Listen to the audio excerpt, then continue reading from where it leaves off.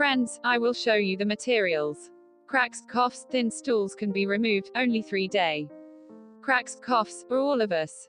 It's a very painful problem. Do not get results by consuming many types of medicines. Get rid of this disease with 2 ingredients.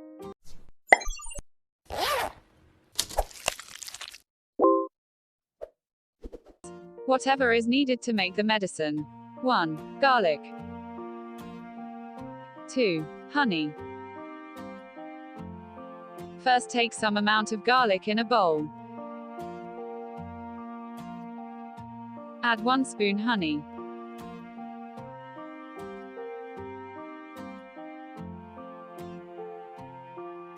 Then mix well. Wait 10 minutes. This ingredient will eat twice a day, morning and night. You will find good results. Ancient medicine is very effective. If you use the materials properly, you will get better results. The way to get rid of colds, coughs. If we take some precautions, we can easily get rid of colds, coughs. Some of these type. 1. Keep the cold, the cough, at least 3 feet away from the person who has the cough or sneezes. Because cough germs can be easily infected through your eyes or nose.